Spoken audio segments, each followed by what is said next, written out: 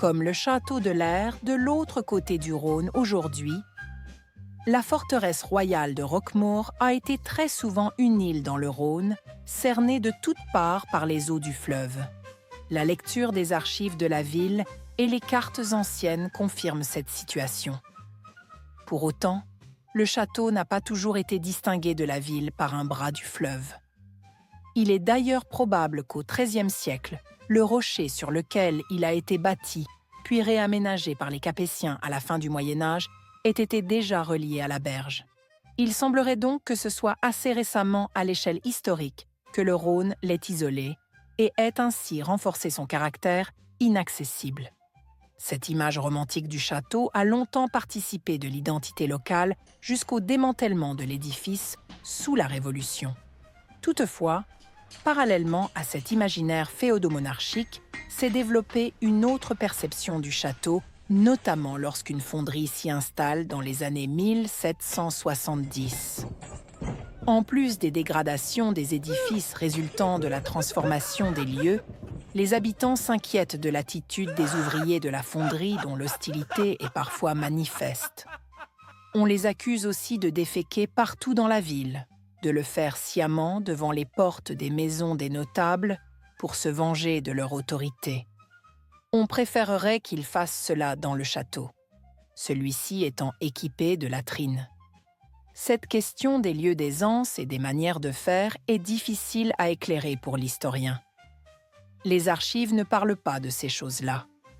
Pourtant, un document a bien montré que les Roquemaurois, au moins pour un certain nombre d'entre eux, s'en vont souvent faire la grosse commission sur la Martellière. Cette vanne a pour fonction de fermer l'égout qui sort de la ville et se jette dans le bras du Rhône qui sépare la ville du château. En effet, lorsque les eaux montent, le valet de ville fait fermer la Martellière afin d'éviter que le fleuve n'inonde la ville. Cette manière de faire ses besoins à l'extérieur est caractéristique d'une époque où les toilettes modernes n'existent pas. Ne disposant pas de lieux d'aisance comme le château, les maisons de la ville de Roquemaure n'offrent pas de dispositifs techniques permettant d'évacuer mécaniquement les déjections. Quelques privilégiés disposent de lieux d'aisance positionnés à la verticale de l'égout, mais ils constituent une extrême minorité. Pour faire la grosse commission, pour la plupart des habitants, il faut donc sortir de chez soi ou faire dans un pot de chambre et aller ensuite le vider à l'extérieur. Aller au Rhône est sans doute une solution très partagée. La Martellière aussi. Si on se soulage parfois au vu et au su de tous sans pour autant le rechercher, c'est parce que tout le monde fait ainsi depuis des siècles et que cela ne choque personne. Par contre, à Roquemaure, on peut remarquer un hygiénisme plus développé que dans certaines autres villes ne disposant pas d'un fleuve à proximité. Nul n'ignore que les municipalités, à l'époque moderne, ont longtemps lutté pour empêcher les ménagères et les servantes de jeter les pots de chambre dans la rue par la fenêtre. On n'imagine pas vraiment ce que pouvait ressentir quelqu'un qui recevait le contenu d'un pot de chambre sur la tête.